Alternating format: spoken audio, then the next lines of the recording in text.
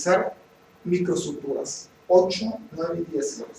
Si utilizamos alguna sutura de mayor grosor de 8 ceros, es una técnica incorrecta, es inadecuada. Otra opción a las suturas es el uso de fibrina. Aquí podemos ver, este es un corte histológico de una sutura que se hizo en el ociático con una ratita. Esto que ven aquí es 11 ceros. La sutura del 11 ceros mide 18 micras. Esto es más delgado que poner 3 glóbulos rojos, uno enseguida del otro. Cada glóbulo rojo mide 7 micras. Si ponemos 3 glóbulos rojos son 21 micras.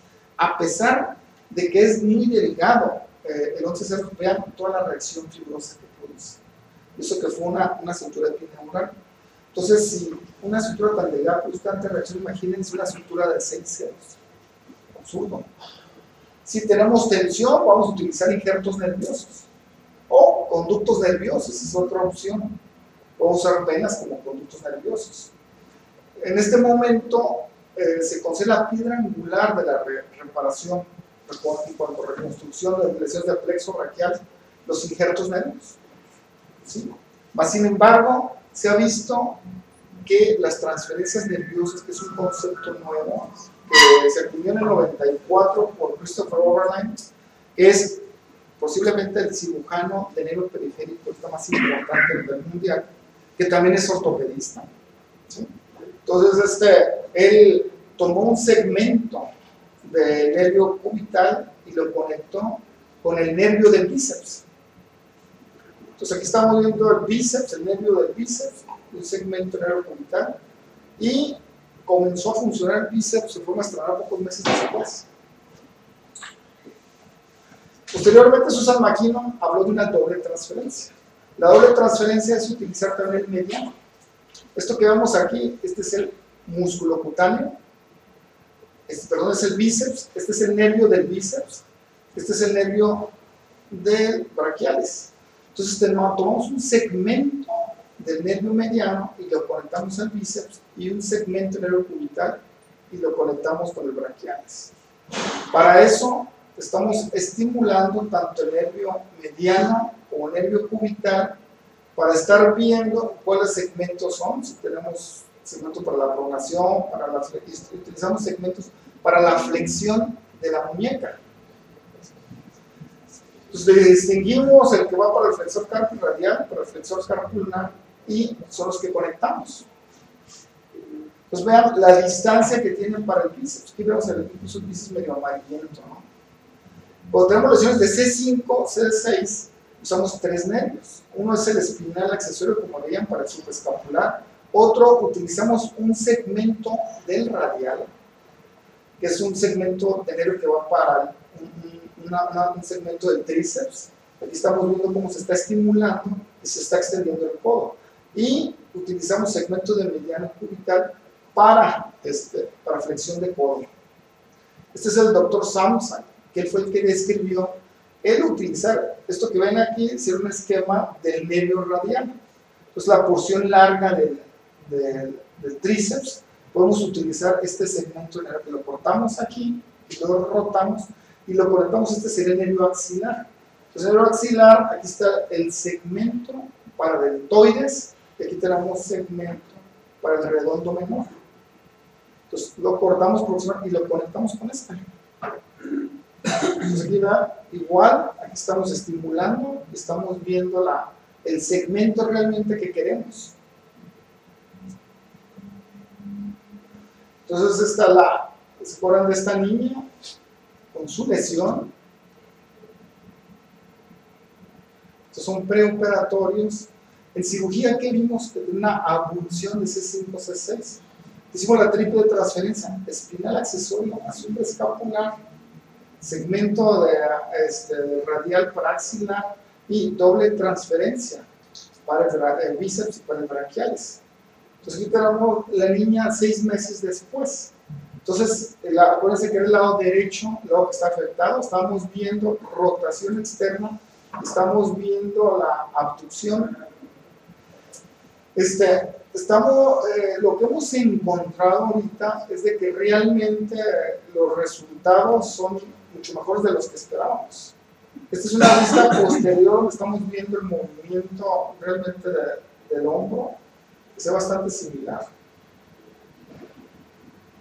Muy bien, aquí tenemos otra paciente, donde estamos viendo incluso la atrofia que tenemos a nivel del deltoides. Entonces ella estuvo involucrada en un accidente automovilístico. Entonces este tipo de cara que vemos en los pacientes es muy común. Y aquí tenemos esta paciente un par de años después de su cirugía. Entonces, ¿perdón? ¿Por qué se ríe? Pues no sé, ¿qué se operó? Dios. Le contamos un chiste. Ok, la cuestión es que estamos evaluando aquí: abducción de hombro, estamos viendo flexión de codo, rotación externa. Son los movimientos de C5, C6. Nuestro paciente con la lesión bilateral, hicimos sus transferencias también. Este es un par de años después de su cirugía. Entonces, estamos viendo el grado que tiene, ahorita todo está en rehabilitación, pero, o sea, tiene un rango de movilidad arriba del 90%. Entonces, estamos viendo flexión de codo, rotación externa. Otro paciente con una abducción de C5, C6, aparte el periodo, el vaso, la novia, esto es tremendo. Esto es 4 años después, se volvió a casar, engordó. La situación aquí es de que si vemos a este paciente vestido, sería difícil pensar que tuvo una lesión de plexo braquial.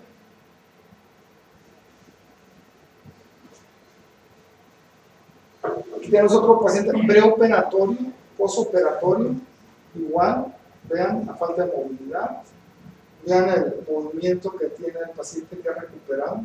Y aquí estamos alrededor de un año después de su cirugía.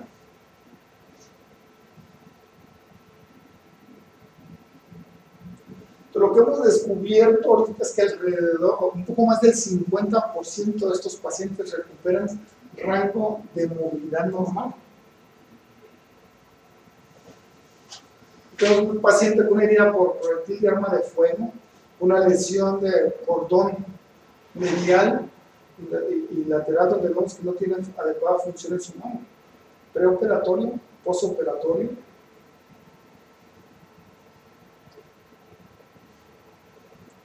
Se ve que es como seminarista, perfecto. Sí, vamos a ver que es una persona muy entregada al espíritu. Muy bien.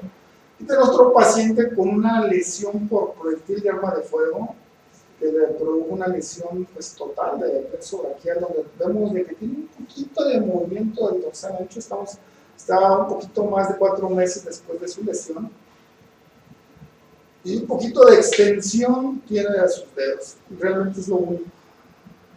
Entonces tenemos una lesión global.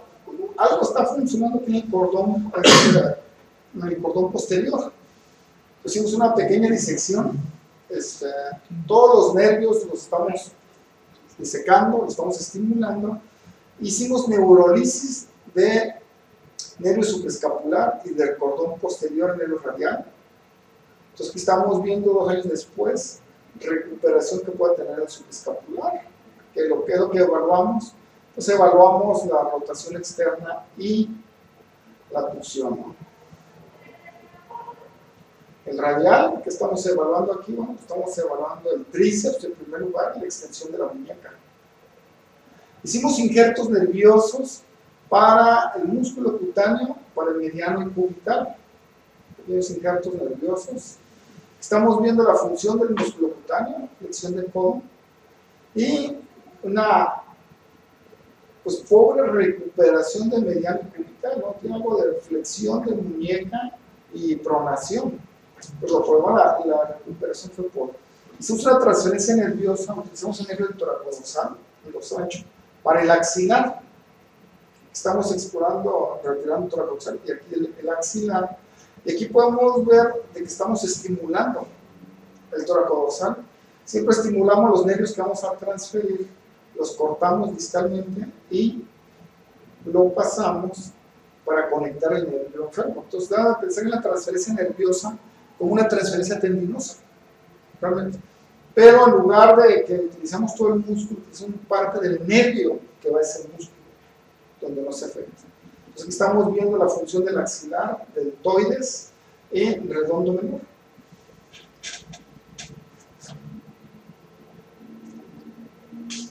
Y tenemos otro paciente preoperatorio y posoperatorio de una lesión global con, después de su reconstrucción nerviosa, aparte de tener mucho dolor preoperatorio.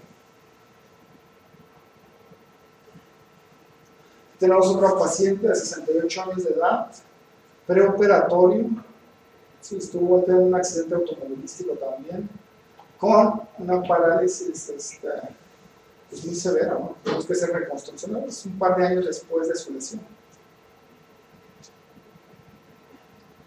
Este paciente tuvo abulsión de las 5 raíces, incluso vemos que es su Horner, le hicimos transferencia de C7 contralateral. Entonces, para hacer transferencia utilizamos el nervio cubital como un injerto nervioso vascularizado.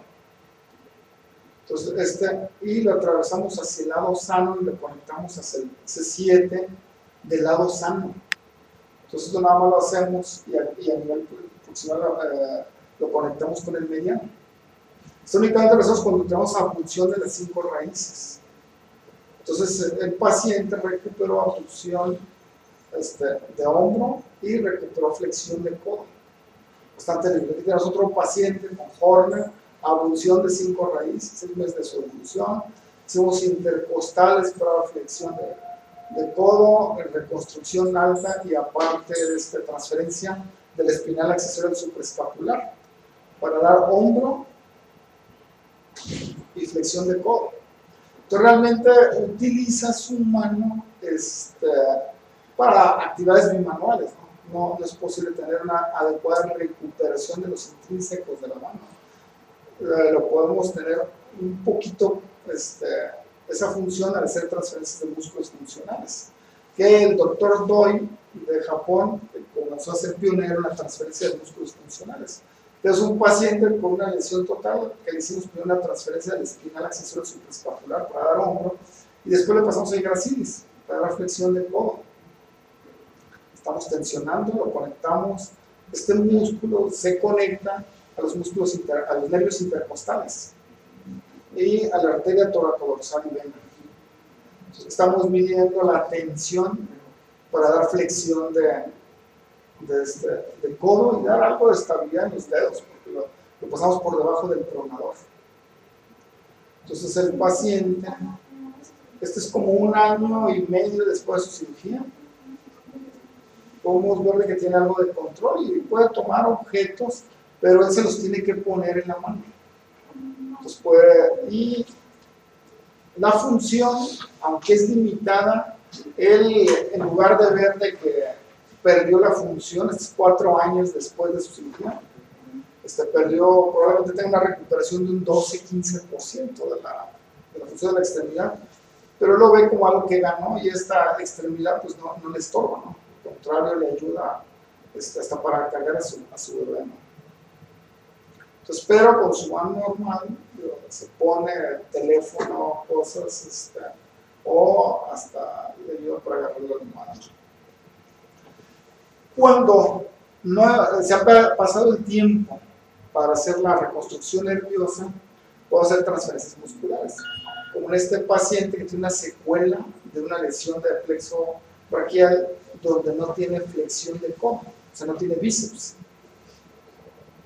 Entonces, utilizamos el músculo dorsal ancho, una técnica que se llama bipolar, donde se inserta de los 2 segmentos. Y lo volvemos a insertar proximal y distalmente, manteniendo el pedículo neurovascular. Y vemos el paciente 4 meses después, donde está funcionando su dorsal ancho. Y tiene, una función bastante buena. Pero vemos de que no tiene la anatomía normal del bíceps, ¿no? Es un poquito más plano que lo normal, pero el paciente tiene fuerza y lo controla bastante bien. Entonces, si vemos el bíceps del lado normal, pues tiene una apariencia normal.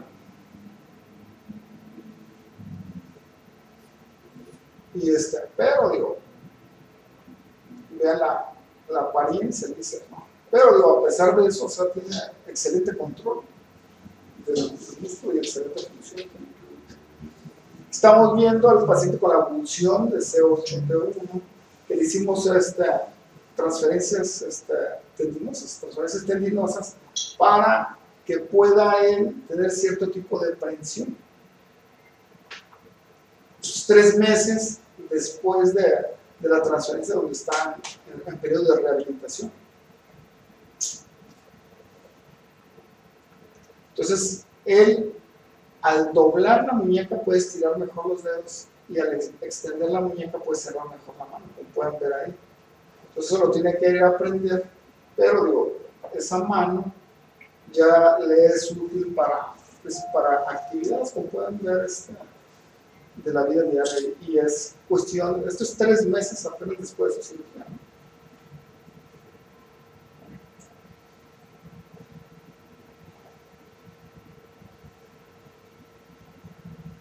Muy bien, a continuación el doctor Leonardo va a hablar de algunos conceptos en lesiones del plexo braquial de nacimiento.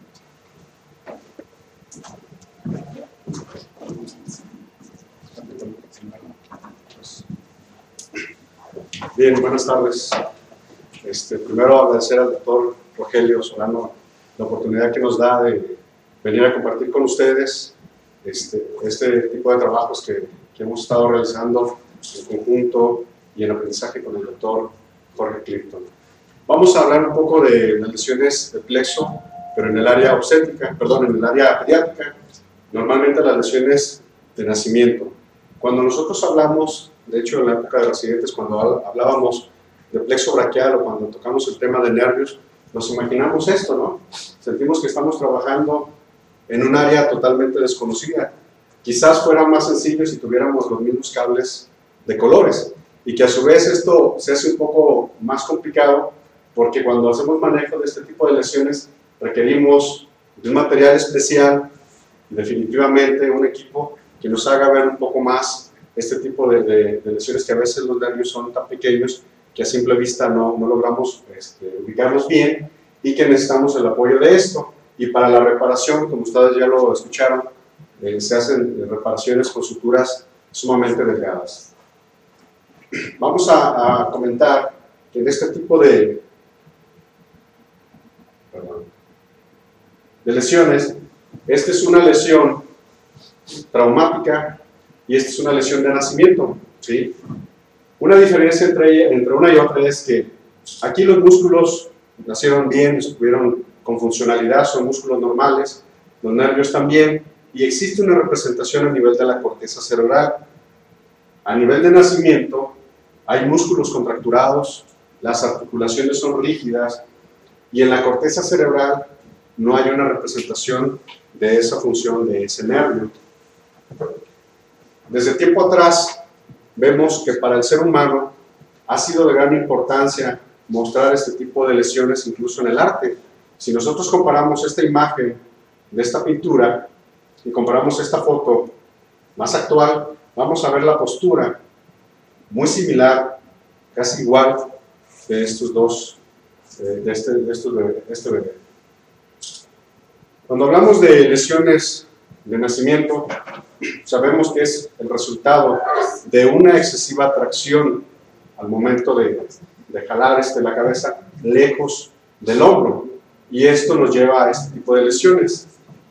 Esto, cuando nacen los bebés, más en el área pediátrica, es lo que siempre nos gusta ver, ¿sí? A todos nos gusta, nos apasiona ver un bebé con actividad, y esto es lo que aún sigue existiendo en nuestro país. Un poco más adelante vamos a ver cómo existen cifras que nos llevan a este tipo de lesiones, ¿sí? Y uno dijera, bueno, es a través de parto, perfecto, pues vamos a la cesárea, pero también se tienen los riesgos, ¿sí? Otros factores que tenemos o que hemos encontrado para dar este tipo de lesiones son maternos, fetales y relacionados con el parto. Dentro de ellos, el aumento excesivo del peso al momento de la madre de ir durante su embarazo, la presentación de diabetes en el área del embarazo materna, anomalías uterinas, en el caso de los fetales, macrosomía fetal, ¿sí? Y al momento del parto, desde las distocias de hombro, que nos pueden dar lesiones altas, o cuando son pélvicos, de presentación pélvica, que nos pueden dar lesiones bajas, ¿sí? Del plexo, trabajo de parto prolongado, o parto asistido con forceps o ventosas. Vean la diferencia entre un bebé y otro. Lógicamente, al verlo sabemos quién tiene más riesgo de sufrir este tipo de lesiones, y más que lleva otro tipo de patologías. Hablando de algunas cifras, pensarán algunos de ustedes, ¿qué tan frecuente es realmente una lesión de plexo braquial de nacimiento? Pues cuando yo me empecé a empapar de este mundo, me di cuenta que es más frecuente de lo que nosotros pensamos, y más como ortopedistas. Esto llega a ser tan frecuente como una displasia del desarrollo de la cadera. Entonces, a esa magnitud, imagínense que 1 o 2 de cada 1000 llegan a tener este tipo de problemas.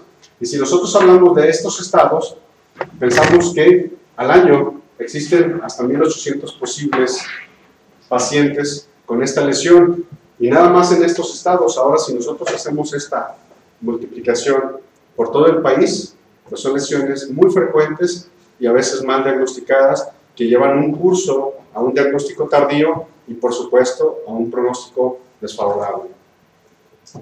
Todos los pacientes, todos absolutamente, van a llegar a tener un grado de recuperación.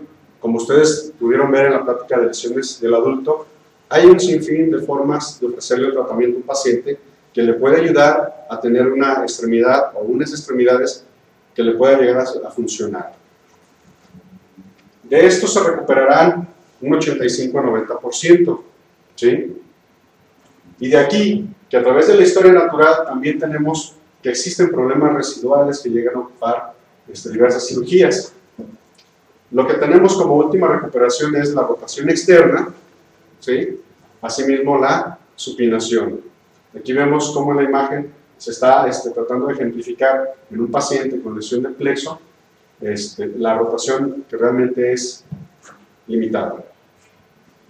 Entonces, la recuperación completa puede llegar a ser hasta un 60% de los pacientes, siempre y cuando también se hagan diagnósticos tempranos.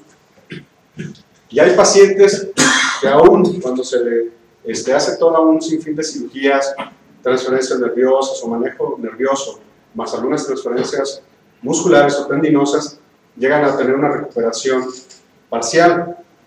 Hay pacientes, insistir, que aún cuando se hacen recuperaciones incluso tardías, se les puede ofrecer cirugías y llegan a tener un grado mayor de recuperación. Este es un dato característico en las lesiones, casi siempre en las totales, el signo de Horner. Vean, en este bebé. En esta paciente, vemos en el lado izquierdo, ella está incluso degustando una galleta que se le ofrece, y la otra mano totalmente con una lesión ahí manifiesta.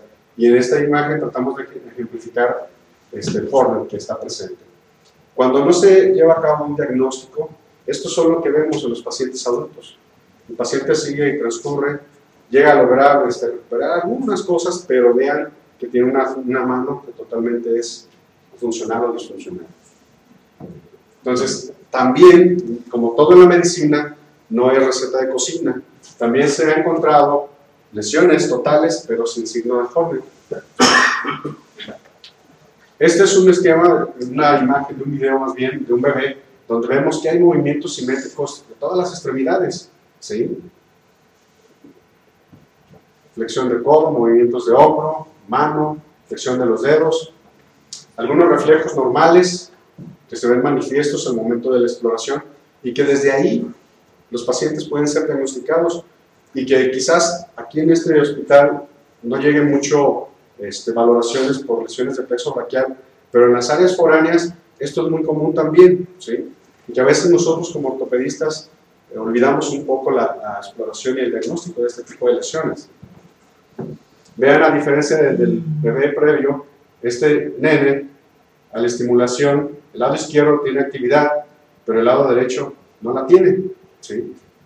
No hay movimiento de hombro, no hay movimiento de codo y algunos movimientos de mano. Esta es la doctora Curtis, Christine Curtis, en un taller que estuvo en la ciudad de Guadalajara. De hecho, ahora en el congreso que el profesor Clifton ha invitado, ella vuelve otra vez a México.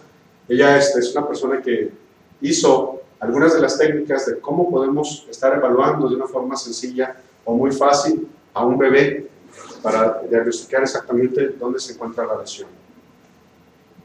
Y como decíamos, la principal secuela es falta de rotación, y conforme hay una lesión nerviosa, también hay afectación a nivel muscular y hay afectación a nivel óseo. Entonces, dentro de eso, la secuela principal es la displasia glenohumeral, ¿sí? Vemos aquí otra vez algunos movimientos pasivos de los bebés, en donde se puede observar algún tipo de limitación.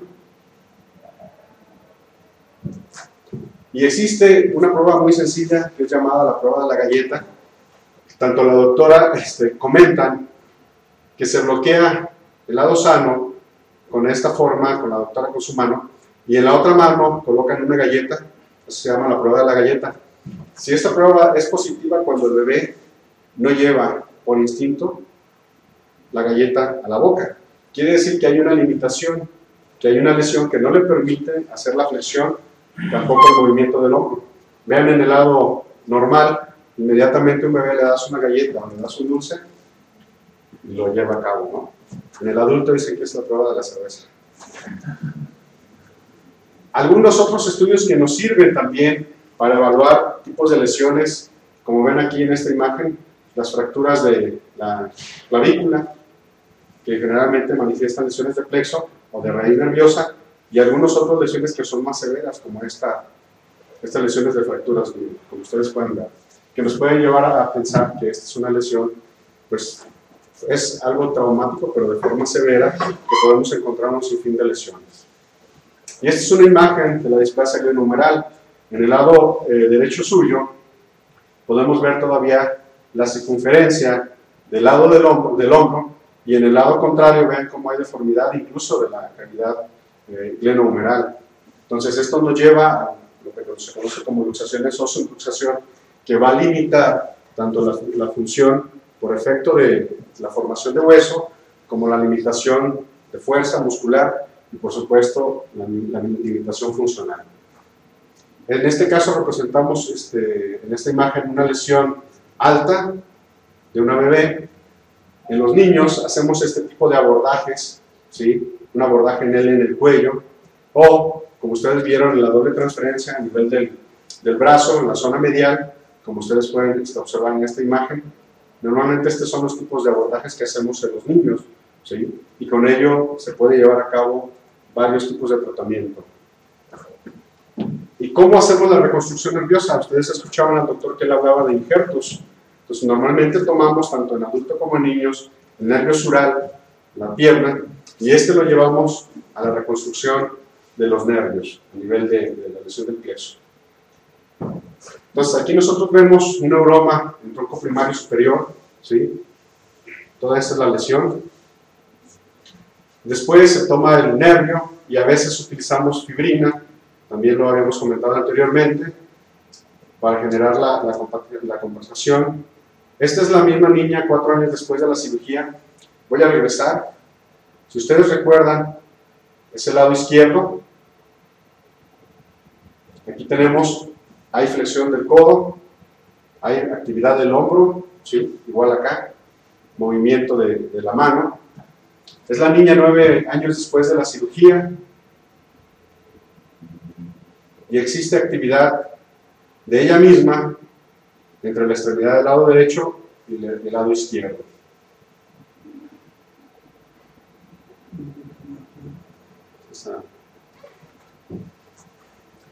Algunas lesiones de C5, C6 con transferencias nerviosas.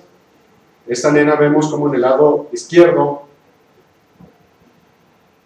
hay movimiento de la mano, sin embargo en el lado derecho no lo tiene. Hay movimiento, algún movimiento de su mano, pero hombro y codo está nulo. Entonces se procede a hacer la exploración, se hace la estimulación nerviosa, ahora sí que del nervio que se va a transferir, se hace la transferencia del espinal accesorio Para nervio supraescapular, aquí lo vemos. Ahí vemos el espinal accesorio, la localización del supraescapular. La doble transferencia también, como se ve esquematizada anteriormente, una porción de mediano y de cubital para dar función. Allí está hecha ya la doble transferencia. Y también se realiza la transferencia de una porción del nervio radial para nervio axilar, que normalmente, como comentamos, es la porción del tríceps. En el posoperatorio, la niña. Y este es el resultado algunos meses después. ¿Sí? Vean el lado derecho, de hecho ahí se observa todavía la cicatriz. Hay movimiento de mano, hay movimiento de hombro y hay flexión de codo. ¿Sí? Otra lesión de C5 a C7, podemos ver el lado izquierdo, extensión completamente del codo, no hay movimiento de hombro, flexión de la mano. 8 meses después de la cirugía, ya hay actividad de hombro, hay actividad del codo. Aquí vemos realizando algunos movimientos, completamente la extensión, la flexión. Y aquí vemos el movimiento de la misma niña en el lado izquierdo, su funcionalidad o el resultado. Hay rotación interna, hay rotación externa, flexión, elevación de hombro.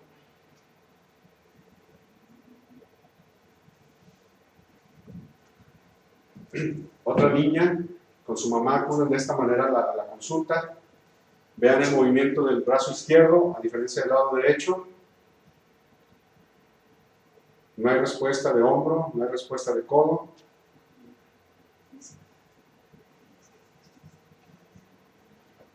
Vemos también en el preoperatorio que se encuentra una contractura en la rotación interna del brazo. En el posoperatorio, ya una vez hecha la cirugía, ya se logra la rotación externa. Se hace también transferencia del espinal accesorio al supraescapular. Hay liberación de la contractura del supraescapular, del músculo. En el posoperatorio, con la inmovilización que se ejerce con una férula en rotación externa, que se deja por 4 semanas. Y esta es la niña.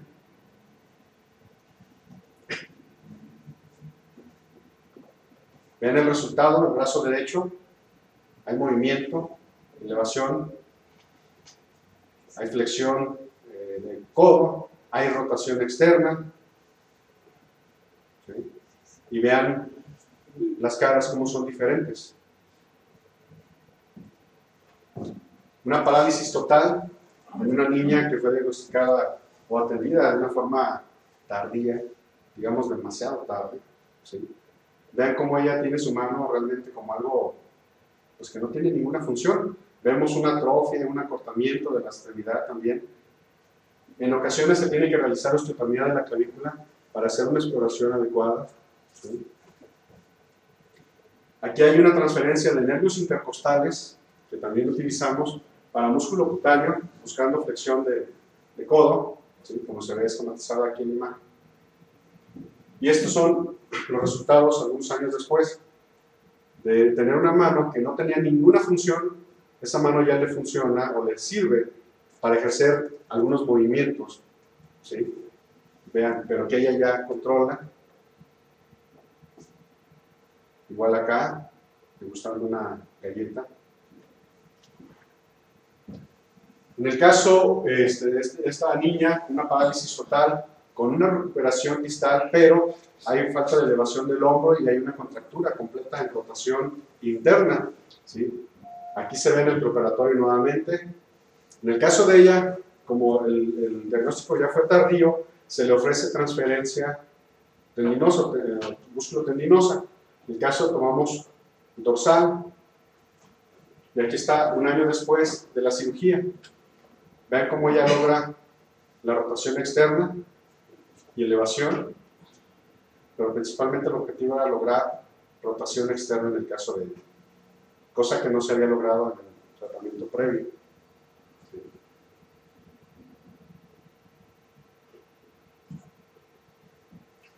Es importante comentarles, y a su vez invitarlos, el doctor Clifton tiene en conjunto con el Hospital Universitario en la ciudad de Torreón, así como la Universidad Autónoma de Coahuila, un diplomado sobre lesiones de plexo braquial y nervio periférico. ¿Sí? Cada año se aceptan alrededor de 4 a 5 aspirantes, y aquí es donde se puede llevar a cabo también un entrenamiento, porque es muy curioso, pero no hay muchos médicos que manejen este tipo de lesiones. Y si ustedes recuerdan, en el ámbito ortopédico, normalmente vemos un nervio e incluso hasta decimos, ni lo veas porque lo vas a lesionar, o no lo toques, no lo muevas porque puede existir una lesión. Entonces, esta es una gran oportunidad que les insisto, desde el 2007 ya se tiene este tipo de programas, que ya no es un programa piloto, sino ya es una realidad, en donde se hace un diplomado de un año, en donde se acuden una semana cada 2 o 3 meses a este lugar, y es completamente para estar haciendo trabajos de este tipo. Y ese es el objetivo, llevar a estos niños a que hagan una vida lo más funcionalmente posible. Invitar a todos los médicos a que se interesen un poco más en el tema, que realmente no es tan difícil como a veces tenemos pensado, o escarbar en esa maraña de cables como los que vimos, y que solo falta un poco de tiempo nada más para dedicarle, así como le hemos dedicado a la cirugía ortopédica, a la prótesis de rodilla o de cadera, darnos tiempo para hacer o ejercer mejores diagnósticos de este tipo de lesiones, y por qué no, también ofrecer un tratamiento que pueda hacer que realmente cambie una vida de un paciente, porque un paciente de estos se le cambia la vida al paciente y a toda la familia. Pues eso sería todo de nuestra parte. No sé si existe alguna pregunta, duda o comentario que podemos apoyar.